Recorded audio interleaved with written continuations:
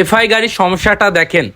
FI গাড়ির যদি এফআইটা যদি ক্লিন না করেন তাহলে আপনার গাড়ি টানবে না, গ্যাপ মারবে, আবার তেল অতিরিক্ত খাবে। আর এই গাড়িটার কি অবস্থা দেখেন। আসসালামু আলাইকুম বন্ধুরা, সামনে যে এফআইটা দেখতে পাচ্ছেন টোটাল বডি, এই বডিটা হচ্ছে আপনার জিক্সার নেকেড ভার্সনের।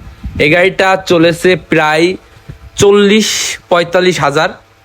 আর এফআইটা কখনোই ক্লিন করিনি, আর টোটাল বডিটাও ক্লিন করিনি। তো আমরা সুন্দর করে এফআইটা ক্লিন করে দিচ্ছি, আবার টোটাল বডিটাও ক্লিন করে দিচ্ছি।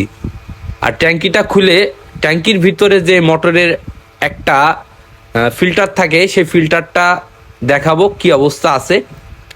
আর এই ফিল্টারের জন্যে আপনার গাড়িটা রান করবে না, একেবারে রান করবে না। দেখেন এই ফিল্টারটা কি অবস্থা, 40-45 হাজার কিলো চলার পরেও এই ফিল্টারটা কখনোই পরিষ্কার করিনি।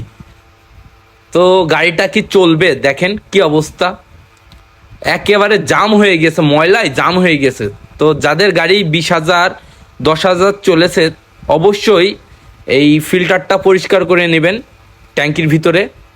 দেখেন কি অবস্থা, একেবারে খারাপ অবস্থা।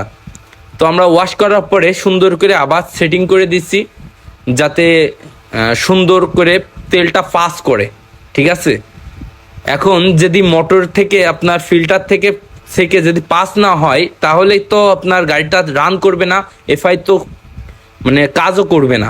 তো আপনাদের সব কিছু কমপ্লিট হয়ে গেছে। এখন আমরা সেট করে দেখব যে আপনার কেমন চলছে। ঠিক আছে, তো চেক করছি যে মোটরটা ঠিক আছে কিনা। তো মোটর ঠিক আছে।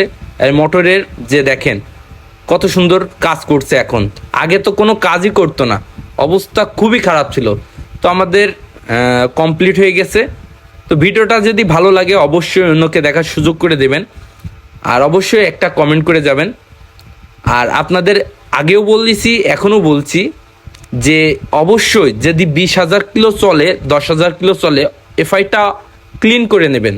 তাহলে দেখবেন আপনার গাড়িতে তেল কম খাচ্ছে, গাড়িটাও সুন্দর স্মুথলি চলছে। ঠিক আছে বন্ধুরা।